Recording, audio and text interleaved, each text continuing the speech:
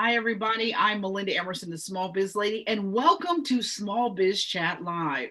Tonight, we're going to do a special show on how to handle the coronavirus crisis in your small business. We know you're hurting. We know there's a lot going on. There's a lot of anxiety out there. And tonight, I hope to give you some peace of mind. I've got three amazing guests, and we're going to talk about all the different aspects of coronavirus in your business and how you can position yourself to come out on the other side even better. So let me just talk to you about what we do here at Small Biz Chat. Small Biz Chat Live is a peer-to-peer interview show that really gives small business owners a way to get and share valuable information. And the mission of Small Biz Chat is to end small business failure. That's why we do it. And so tonight's video broadcast featuring three live guests, and we are broadcasting from my Small Biz Lady Facebook fan page.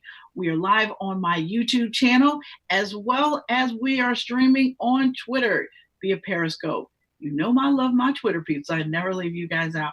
Now, tonight's guests are tech expert Burton Kelso. We're also going to be talking about the coronavirus and what you can do to keep your business and your employees safe. We have veteran media expert Grant Ainsley here, and he's going to discuss the media, how we handle it, and how we can work with it and not be afraid of it.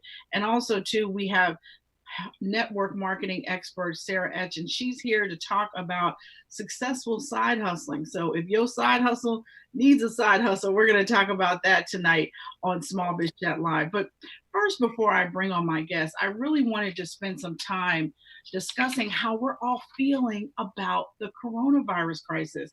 You know, we're all working from home, but I don't know about you guys. I've been working from home, so that wasn't a big adjustment. But having my son here while I'm working from home, yeah, that's an adjustment. But not just that. I'm a professional speaker and marketing consultant, and I don't know about you guys, but a lot of the events I was supposed to speak at, talk to, work on, anything in March, everything in April have been canceled. And a lot of stuff in May is starting to get canceled too. And I know for me, it's a very tense time. It's a scary time. And I know that many of you are already starting to feel the pinch. I read a statistic the other day that 44% of Americans do not have the extra money to handle even a $400 emergency in your business. So if you're out here living paycheck to paycheck, or in small business, what do we say? Living contract to contract, things are really tight already. So to have clients that are slow paying, not paying, or having contracts that were promised being pulled back or canceled, all of this stuff is tough. But let me tell you something, when times get tough, small business owners get tougher. And that's what I need to remind you who you are. You started your business because you saw a need in the community. You have customers that depend on you, and they still do, but they're scared too. I mean, you got to realize people in business, people with paycheck jobs now being told to go home for a month and work remotely, that is very, very scary for them. So we have to be empathetic. We have to be patient. We have to be thought partners and free brainstormers with our customers. I want you to think about what you can do to better serve your customer, even if you don't have two nickels to rub together. Because let me tell you something, right now is not about a check. Right now is about the relationship. And when you'll help someone when they don't have budget, I promise you they'll remember you when they do. So I need everybody to just really take a step back and think about, I know that, Facebook has created $100 million fund. They're going to help 30,000 businesses.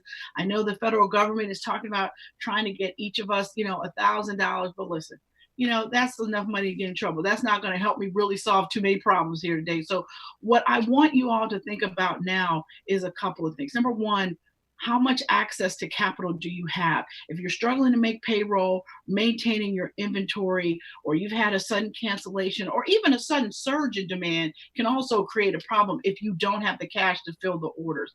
You have got to get on the horn and find out where you can get some financial resources. You got to start exploring your capital options. First thing you got to do is, what is your credit capacity? What is your credit score? If your credit score is decent, you have actual positive cash flow, you might actually be able to go to your bank right now and get a line of credit or a small loan. Now you got to realize banks do not move quickly, and they're not going to start moving quickly because we're in the coronavirus. So particularly with everybody working remotely. So you've got to figure out, is there an alternative source of resources you have?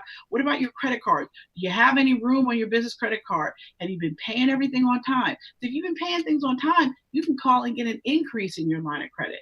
Now, if you owe people and you haven't made payments, or you've got a history of late payments, that option isn't open for you. But if you have a good relationship, if you've been protecting your credit, if you've been paying things on time, you can call and get more credit. So try that.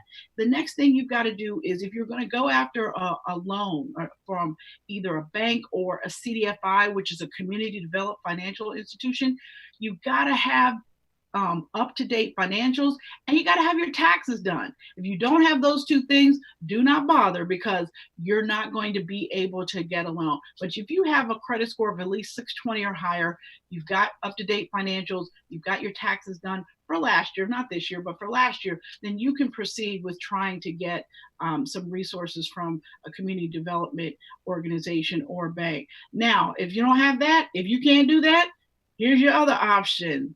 Friends, family, and fellow business owners. Who do you know that would be willing to invest in your business right now? Not as an investment, but literally as a short-term loan. You really want to talk to people about, hey, I have this much receivables on the street. Can you loan me X for the next 45, 60, 90 days? I mean, those are the kind of conversations you can have. And if you have other business owners who are mentors of you, who are in your circle, who maybe have bigger contracts than you and might be able to give you a bridge loan, that is what you're looking for. But be really clear. These are loans. Nobody's giving money away, and do not borrow money from somebody that you don't know when you can pay back. But it's time to open your mouth and tell people that you need help, that you either need work, or that you need money, or that you have groceries. There's all these people out here talking about fake it till you make it. Well, let me tell you something. There's no reason for you to be faking like you're okay and you're not right now. I hope and pray that you have people in your life that you can tell the truth to about what's really going on with your business. Do not suffer in silence. There's resources and people out here who believe in you, who support you, and closed mouths do not get fed. So you need to make sure that people know what you need, and that you're also willing to help, that you're not looking for a handout, you're looking for a hand up. And that's what this is really about. So let's talk about your workforce capacity. You need to look at your team and figure out how long you can afford to maintain your staff. And if you can't, tell them sooner rather than later if you need to do a layoff. And if it's going to be temporary or permanent, you don't know, but don't string people along. Don't have people wondering what's going on. If you think you're going to have to do a layoff, if you lose one more contract, be forthright and tell your team so that they can plan. The other thing I want you to do is do not stop marketing. Let me tell you something. People who invest in marketing now are going to win big later. What I have been told from some of the medical professionals that I've talked to is we're really looking at another 7 weeks of bad stuff, right? People are still going to be getting diagnosed, and you look at the data from the other countries that have really suffered, Italy, China, what they're saying is it's like a bell curve. So right now our bell curve is still going up. It hasn't hit the top yet and started to go down, and it's going to go up for another 7 weeks. So we all have to be prepared for what's about to happen. Our kids are going to be home for almost 2 months with us. That's scary enough. But the other thing too is business is not going to come back just like that. So you have to prepare. You have to be talking to people. Everybody's home. So you can send anybody an email right now. They're looking at their computer all day, right? So the other thing you want to do is call your sole play clients. People haven't paid you. I would worry them to death about paying you right now. Start with weekly, go to every 2 to 3 days. You need your money, and you can't get upset or embarrassed to ask people for the money that they owe you. Now let's talk about inventory shortfalls. If you have a vendor that can't provide you what you need, you got to look for two others. Or if you do have a vendor, try to negotiate a little bit more relaxed payment terms. If you don't have the money, be honest and say, I can pay you net 60, I can pay you net 90, if they can withstand it. If they're a bigger vendor, they might be able to. If they're small like you, they might not be able to, but don't order stuff knowing you can't pay. You need to tell people what's going on in your business. People will always appreciate honesty. And if you've been doing with business with people for a while, they will be a lot more flexible with you. Now, if it's a brand new vendor you just started working with, look, they're looking for their money, but you really have to get clear about what you're doing and always operate in integrity. Now, the other thing I want you to think about is check your insurance coverage. Find out if you have business interruption insurance. Some people have it, some people don't. But right now, it's a good time to call your insurance provider and find out what you are insured for, because you might have some insurance relief that might be able to help you. But all in all, listen, guys, it's time to plan. It is not time to worry. It's also time to pray too. Now, if you guys have been following me for a long time, what you know about me is that I am a very religious person. And what I know is that God's time is not our time. So this will get fixed. I've been in business 21 years, and I can tell you for a fact, he's never forsaken me. And I know he hasn't forsaken you. Now, that doesn't mean he doesn't allow us to go through tough times, because he does, because he's trying to get us to focus back on him. So I do hope that in addition to taking the time right now to plan, that you take the time to pray daily over your business, because it will make you feel better. It will center you so that you do not get distracted by all of this negative information that how many more days do we need to hear it was the worst day ever in the stock market, right? It's like every day it's like the worst day, and then, oh no, today is the worst day. It's like, you know what, I stopped looking at it. I can't look at it anymore. Luckily, I'm young enough that I know I'm going to work for 15 more years, so I'm not worried about it, but the thing is that perseverance is the number one greatest ingredient required to be a successful entrepreneur. But I also want you to know this: innovation is grown out of necessity. What can you do now to help your customers more? What product does the market need that you haven't had the time to develop, but the world needs it? What processes or systems do you need to tighten up in your own business? And right now, while you're not busy, is the perfect time for you to document your workflows and tighten things up, so that when you are ready to hire people again, you're going to be ready. What books have you been meaning to read to help you grow your business? Whether your phone is ringing or not, there is work to do, and it's time to do work. And this is the last thing I'm going to leave you with. It's time for you to start what I call a storm starter strategy in your business. If you sell B2B, I want you to make a list of 60 prospects, and I want you to work on 5 a day. 5 calls, 5 emails, 5, reach out connections on LinkedIn. I don't care what it is. I want you to work the phones. I want you to work email. I want you to work LinkedIn. I want you to find articles relevant to these people or relevant to these people's businesses that have recently been written. And I want you to find a smart way to reach out. If you sell B2C, it's time to activate your email list, send out a coupon. You want to incentivize people to check you out, see what you're offering. And if you do these things and do them consistently, what's going to happen is it's going to start raining money in your business. That's why we call it a storm starter strategy. So what I want you to do is remember who you are. You are bigger than the coronavirus crisis. And I want you to think about how you can use this opportunity to tighten things up in your business. Because when are you going to get another opportunity like this, when things are a little slow for you to work on your business? I don't know. But listen, I'm Melinda Emerson. I'm the Small Biz Lady. We're going to go to break. And when we come back, my guest, Burton Kelso, is going to be here. And he's going to talk to us a little bit more about what you can do to manage the coronavirus in your small business. Stay with us.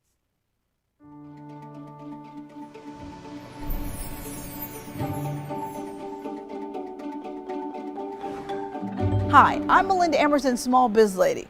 I know you might be thinking about quitting your business and going back into corporate America, but wait, before you give up, my new book, Fix Your Business, could give you a whole new lease on life. My 12 P's of running a successful business will walk you through step by step how to grow your business revenue, how to hire great people, and streamline your processes, and so much more. Grab a copy today of Fix Your Business and get your life back.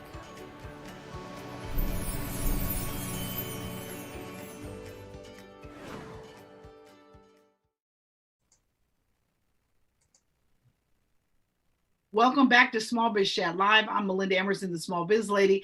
And now my guest is Burton Kelso. He is an entrepreneur, TV tech segment contributor, and he's the chief tech expert at Integral.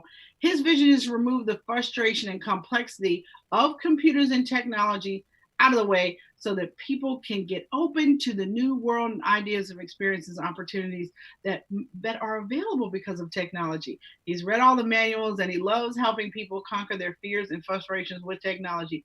Burton, welcome back to Small Biz Chat Live. Hey, man, how are you? I am good.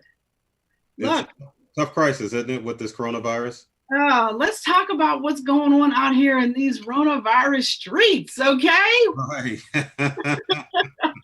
People are scared, money is super tight or non-existent, and it could be another 7-8 weeks.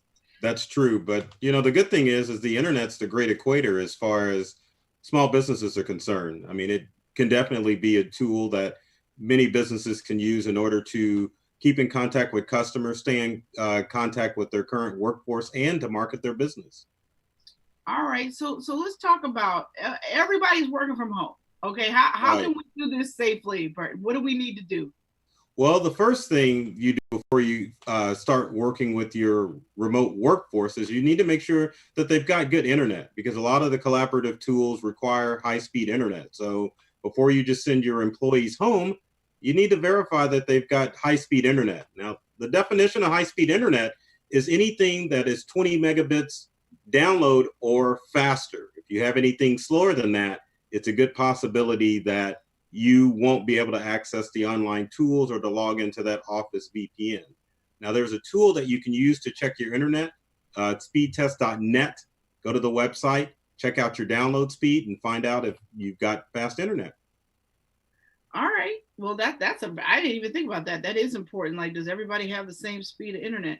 Well, what about how I know that there's still all these cyber threats out here? Is it even more pervasive now that people are working from home, working on their own devices and stuff?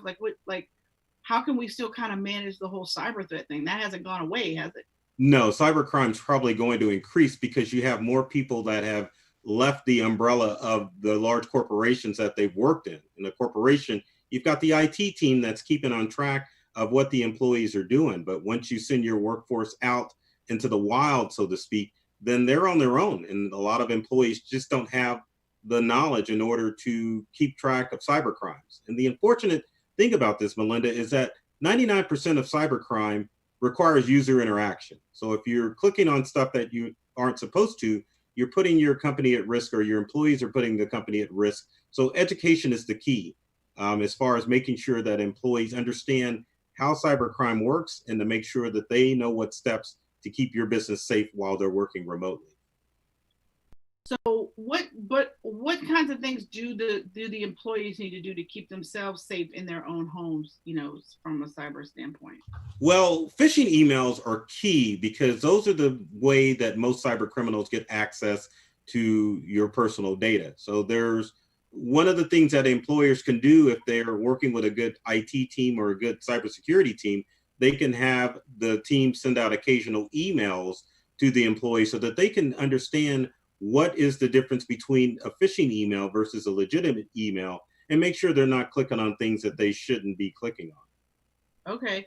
Now, what about, I know that a lot of companies provide, laptops and things for their workers, but what about people that have their own laptop from home? I mean, do people need to implement sort of like a bring your own device policy now, with people working from home? Yeah, that's a good question. The thing is that if you're a business that has some throwaway cash, then obviously you want to move to a model of providing devices, because you can make sure they're locked down. You can make sure that they've got the proper security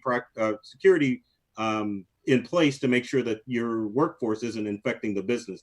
But if you've got to bring your own device policy, one of the things that you want to look for is, it doesn't matter if it's Windows or Mac, but one of the things you want to look for is the devices that are 4 years old or newer, to make sure that they can handle most current software and online applications, so that they can do work in the business. But the challenges with small businesses is, if you have a bring your own device policy, are the employees are going to do things that are going to jeopardize your business? So that's one thing businesses really need to watch out for. Well, are there some other like mishaps that employees need to be looking out for? Yeah, the phishing emails, but is there anything else that people need to be paying attention to? Well, phishing emails are key.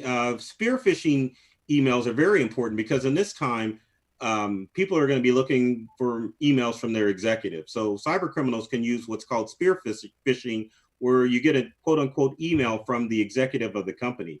So if the executive may be asking for sensitive data, the employee doesn't really pay attention or verify that the email's coming from the higher up, and then they click on it, or they give out company secrets that they really shouldn't. So companies really need to put into practice methods in order to make sure the employees understand how these crimes work. I see.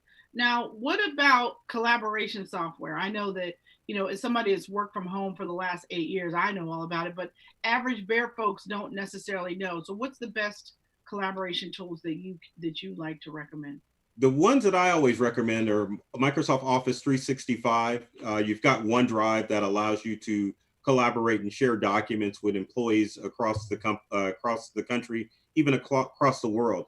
And you also, many companies are also moving to Google Docs, which allows you to share documents and collaborate with documents through Google Drive. And for businesses that may experience a number crunch, you need to look and make sure that you haven't already signed up for a subscription, because we always run into businesses that aren't aware that they have a OneDrive account to share documents. Same thing with Google Docs. Google Docs is a small fee per month, or if you're a smaller business, you can use it for free, but you can still collaborate with your customers and with your employees, just to make sure that everyone's on the same page and to keep up with your workforce and documents. I was more so actually asking you about video conferencing stuff. Like we're live on Zoom right now. Right, exactly. But what other, resources, if people need to do a sales call, hey, why not do it on video, right? So what kinds of resources do you suggest people use? Well, you can utilize Zoom, for example, to do video conferencing, but you can also utilize Skype. If you've got a Microsoft account, you've got a Skype account, it's included free. So Skype is a good one-on-one tool that you can use. And truth be told, you can even use FaceTime to collaborate and connect with customers and, just anybody. It's just there. And if you want to do conferencing just to a large scale, why not just get on Facebook Live and conference that way with people? You can do it within a group, and of course you can do it with the public as well. Good point. Well, listen, I am really excited to learn about this.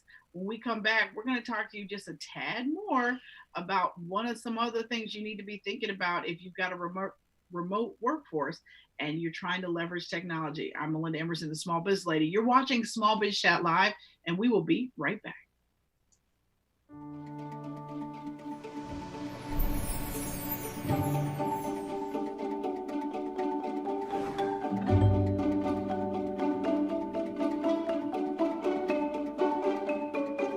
My new book, Fix Your Business, is really about encouraging people to take back control of their business and change how their businesses is run.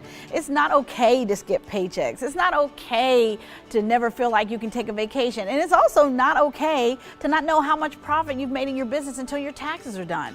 I really want business owners to stop letting their businesses be runaway trains. I've written this book to teach people processes and systems to help them run their businesses intentionally. My goal is to help existing entrepreneurs create a business that allows them to live their dream life.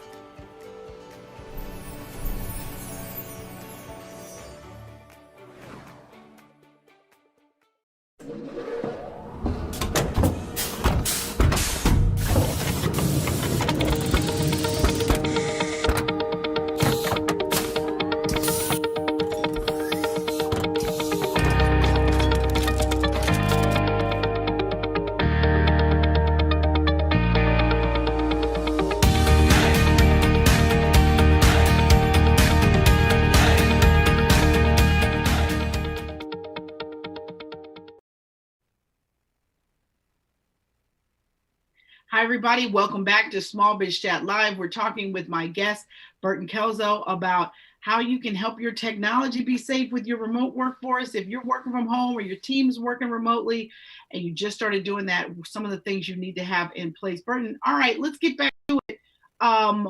What should companies do to handle like tech support in the remote environment? How does that, my computer's messing up. How do I handle that? Well, you've got to have a strong relationship with a tech support company. I know there are many small businesses that deal with the part-time tech, and that's just not going to do in a remote work environment. So unfortunately, it's going to cost you some money to do it, but at the same time, you do need to partner up with a strong tech support team that can not only support your business, brick and mortar business, but it can support your remote business too. So you want to work with somebody who's available all the time, because they may need to go on site to customers, and they may also need a remote. So you need to make sure they have those capabilities. And most importantly, you need to work with a tech team or a tech individual that is taking steps to disinfect themselves and their technology when they enter the home of yourself or your employees, to make sure that they're not putting your workforce at risk. All right. And then how can we ourselves, though, disinfect our devices and stuff? I once heard somebody say that a cell phone has more germs on it than a toilet seat. Is that true? Like, what do I need to do to disinfect my cell phone? That is true, Melinda. It's bad. And I read a report out of China that was telling people, quit buying masks, disinfect your smartphones, because those are the carrier of germs. So the best way to disinfect your phone, you can buy phone soap. If you have phone soap, get it. If you don't have it, you won't get it because they're sold out.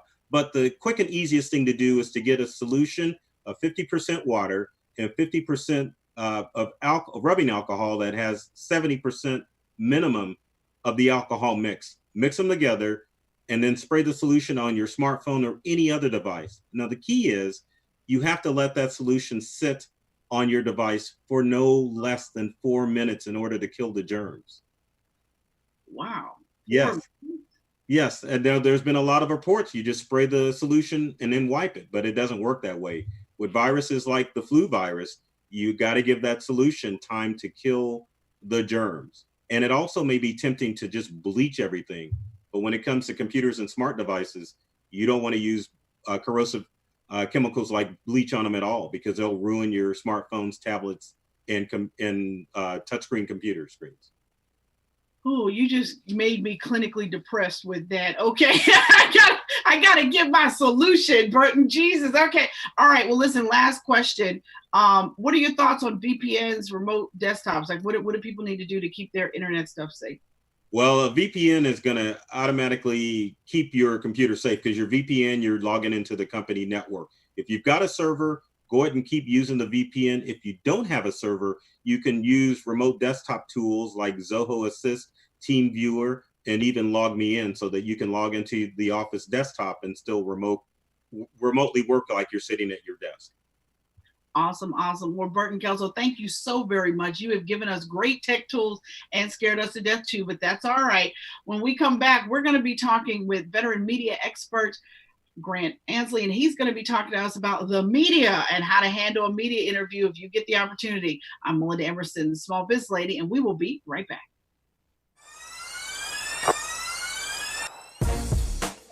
Are you tired of struggling in your business, not taking a paycheck, dreading dealing with your business in the morning? Are you regretting even starting your business in the first place? Well, I know you're tired, and I also remember what that kind of tired is like. But the good news is, it's time to stop feeling that way. Stop! I'm Melinda Emerson, Small Biz Lady, and my new book, Fix Your Business, is a 90-day turnaround plan to get back your life and reduce chaos in your business. I've been in business nearly 20 years, and let me teach you how to build a business that works for you. Grab a copy today.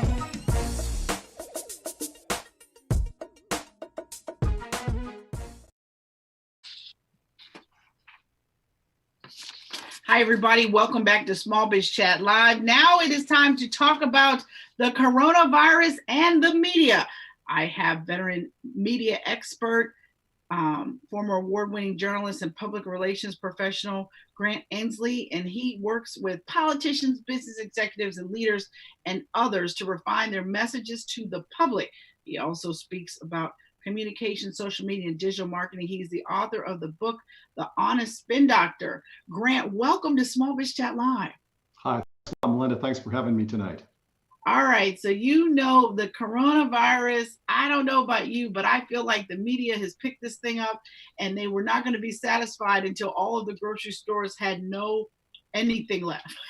No bread, no milk, no nothing, no water. You know, it was like AccuPanic times 10. So you know, is the media, you know, has the media been the culprit in this, or is the media actually helping the community? And how should we be handling that?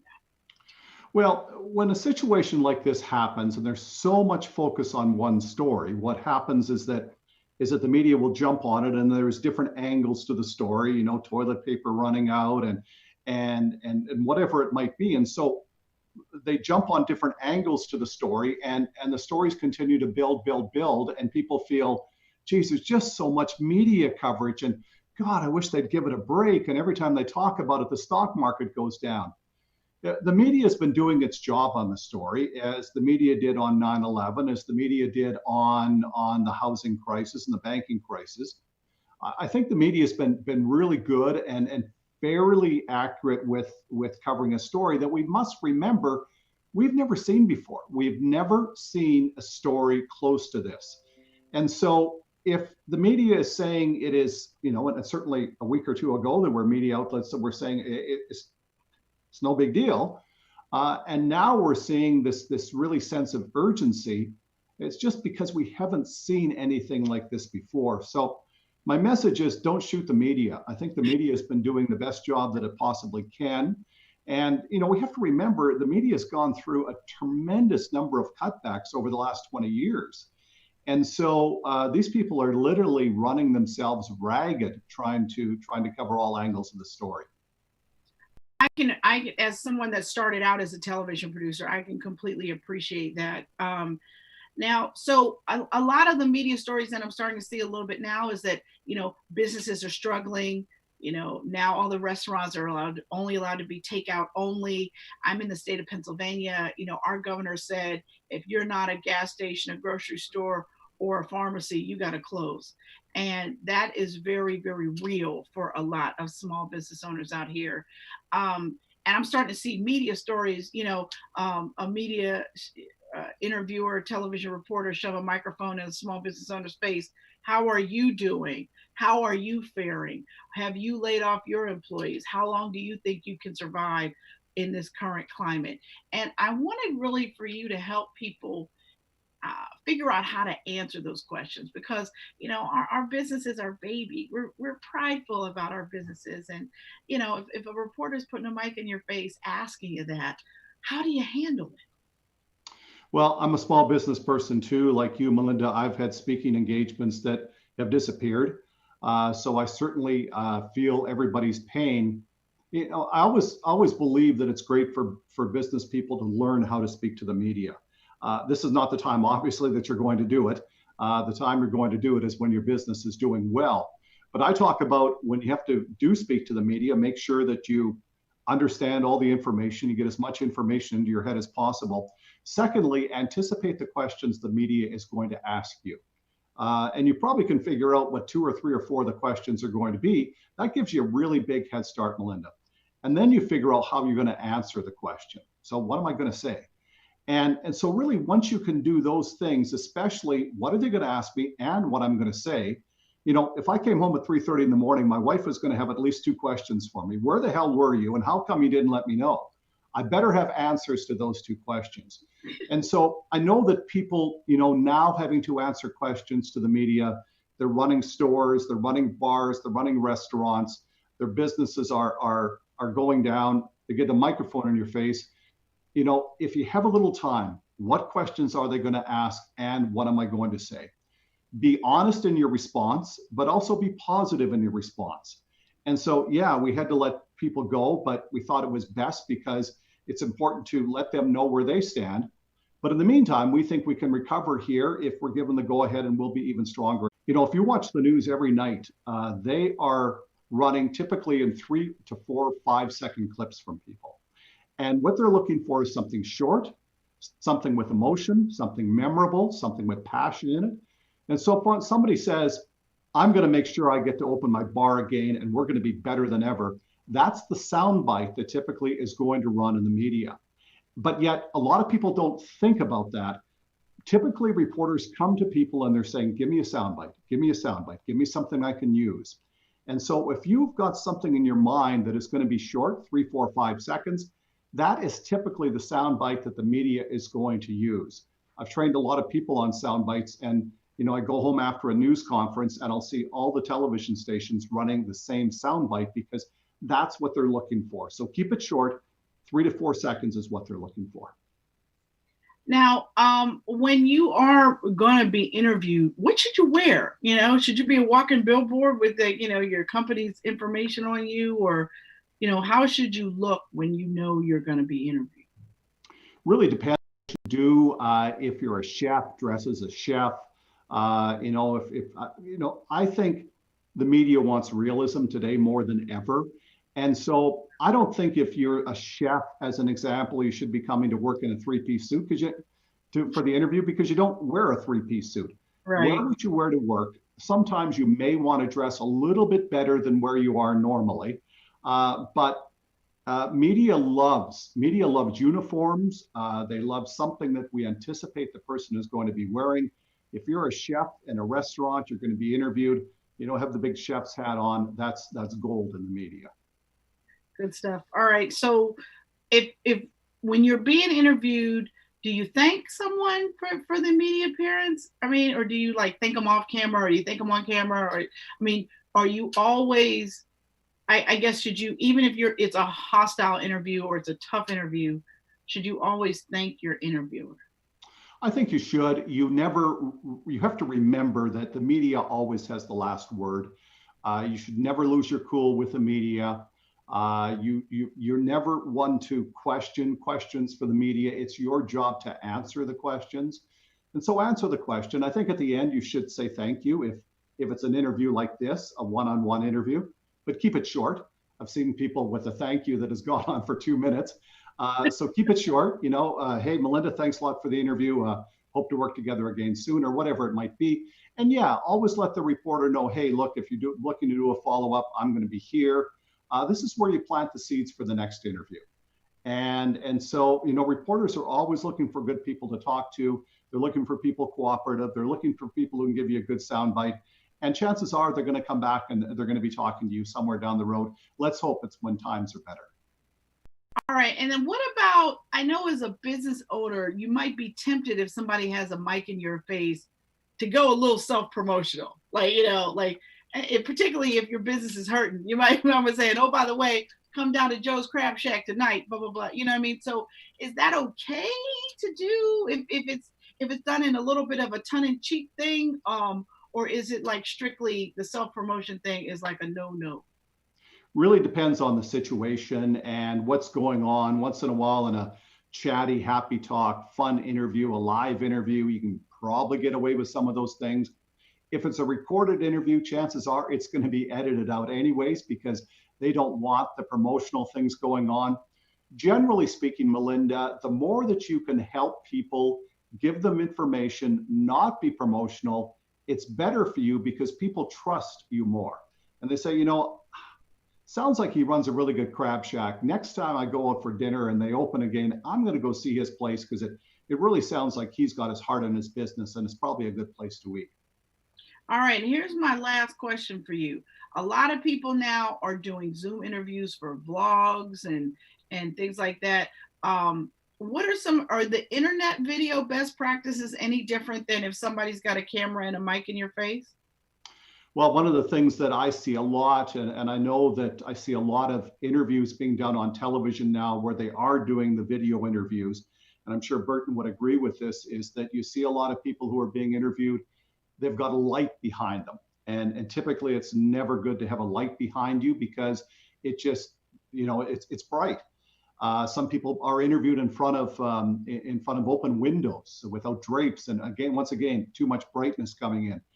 I also suggest if you have a laptop that you're being interviewed on, take a stack of books and put the laptop higher, because it raises the eye level of the camera.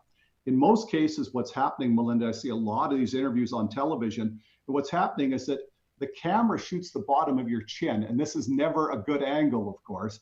And so what I suggest that people do is take a stack of books, raise your laptop, so the camera, which is on the top end of the laptop, is going to, look at your eyes much more closely, and it just makes for a totally different look.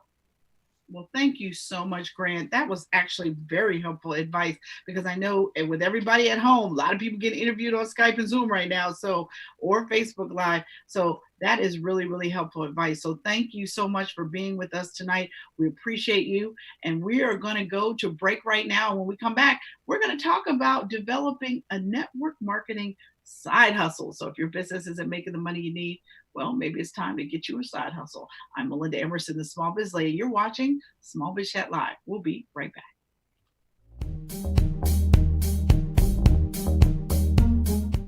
Hi, everybody. I'm Melinda Emerson, the Small Biz Lady, and I want to invite you to enter the Small Biz Chat podcast giveaway contest. For the next 30 days, starting today, you'll have the chance to win amazing prizes if you subscribe to the podcast.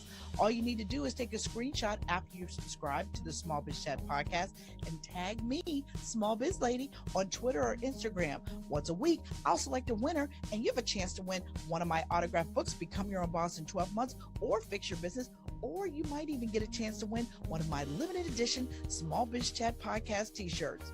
Don't delay. Subscribe to the Small Biz Chat podcast today.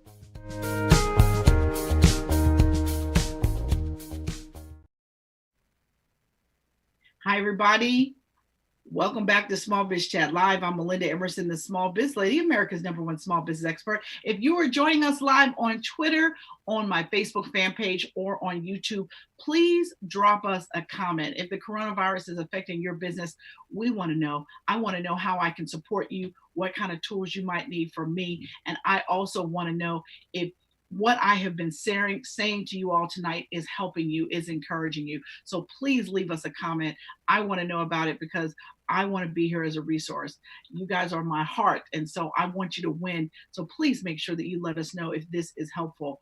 Right now, I want to turn back to my guest, my next guest, who is Sarah Esch, and she's going to be talking to us about a network marketing side hustle. Now, let me tell you a little bit more about Sarah. She is a network marketing advocate, and she is a work from anywhere dog mom who is passionate about teaching people how to create a life and body that they love.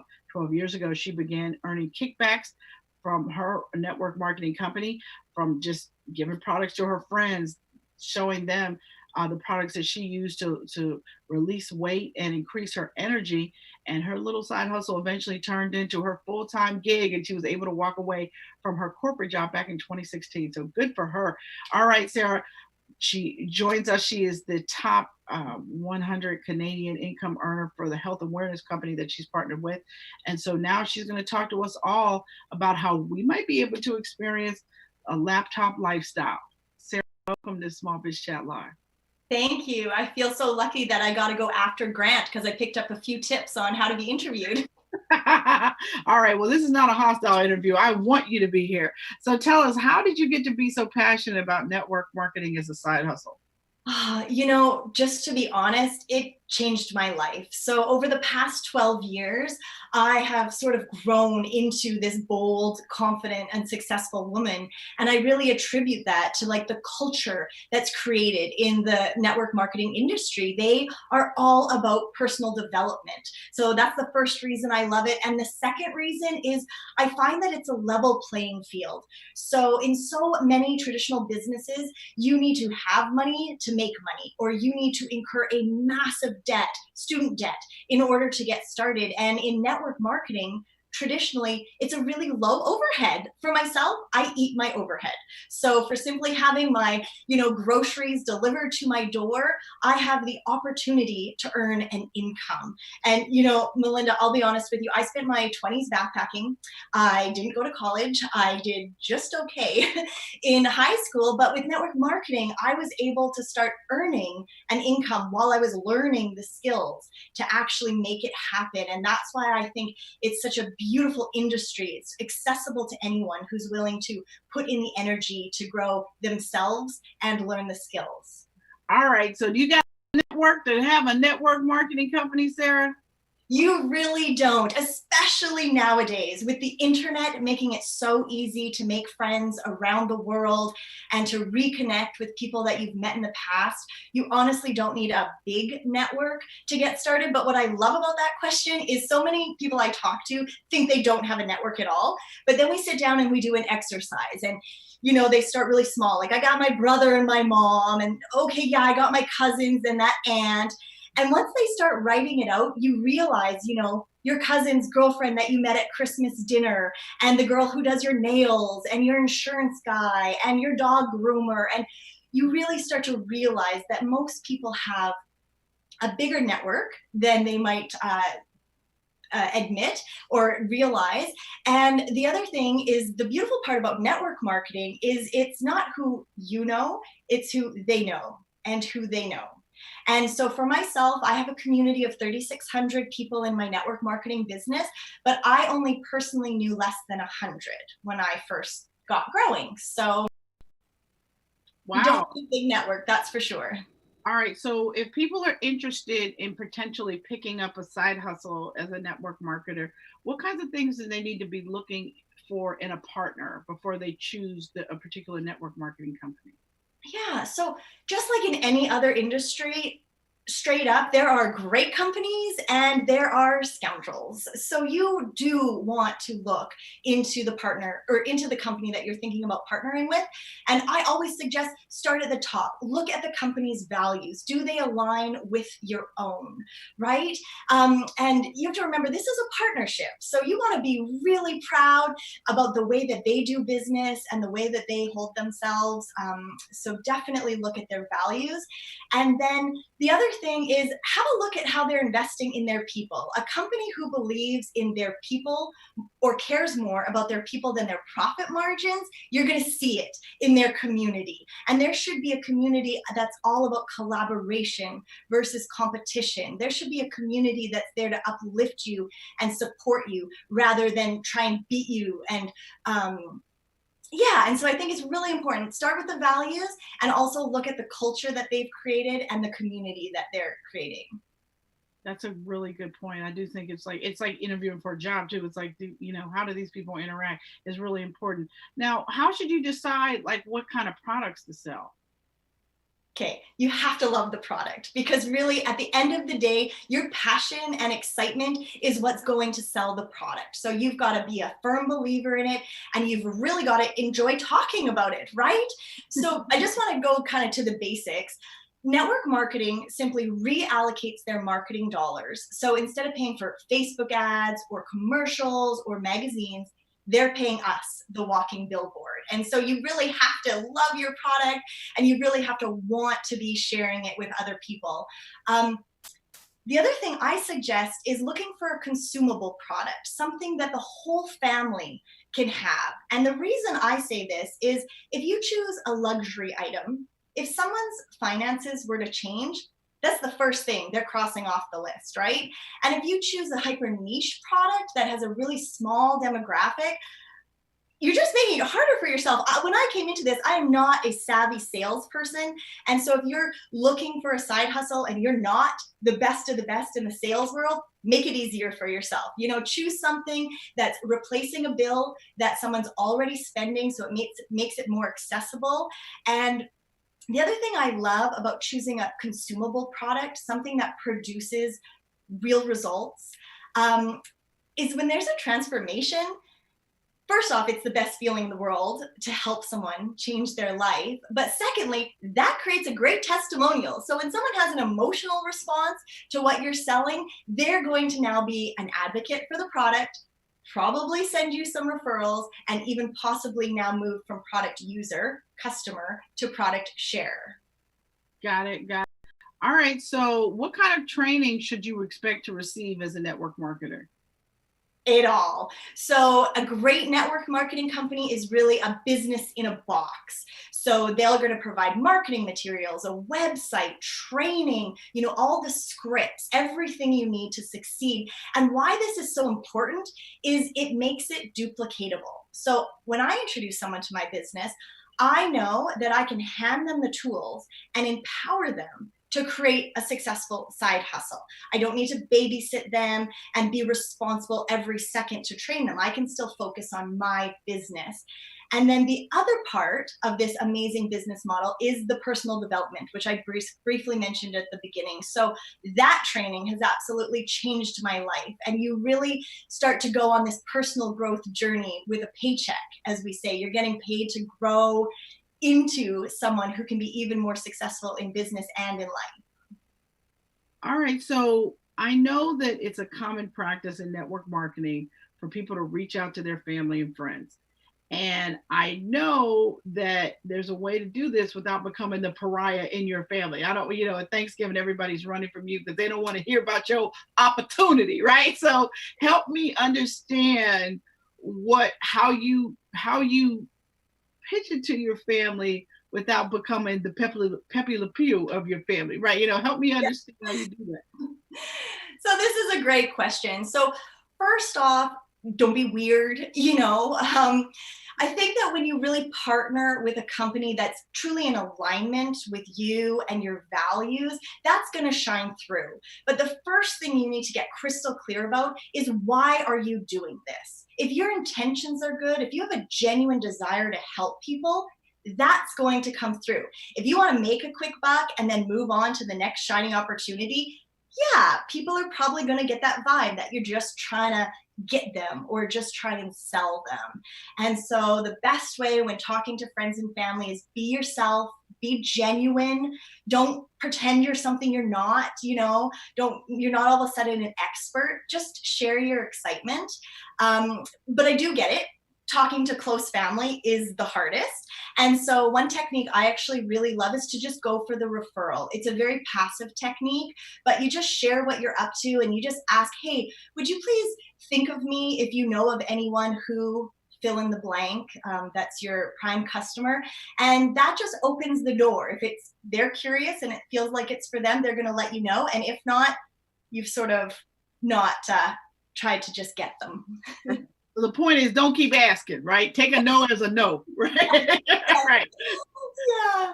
All right. Now, last question I have for you. How long did it take you to double your corporate salary so you could actually do your network marketing business full time? So my story is not like a lot that we hear where people seem to skyrocket to massive success in what seems like the blink of an eye. There's a lot of hype in this industry, let's be honest. There's a lot of promises and you're going to get rich and you're going to be the next millionaire in like the snap of a finger. And I think that it's those unrealistic expectations that really give our industry a bad name.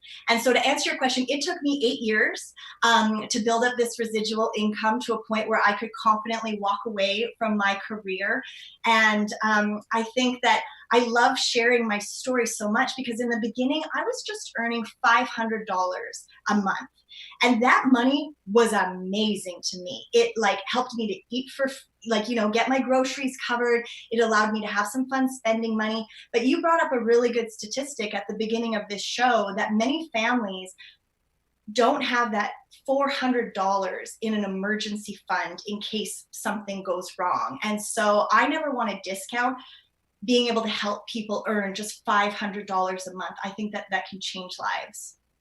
All right. Well, I'm going to make that the last word on this subject. Sarah, thank you so much for being on here and really helping people think about, hey, if your main business isn't working right now might be the time for you to get involved in a network marketing opportunity. So I really appreciate you, Sarah, coming on and talking because we are all about solutions tonight. We are not about fear. We are not about anxiety. We are about helping people think through the future. I want people to look forward. I don't want people to just be paralyzed in fear. That is not what we're about. So thank you so much for being with us tonight.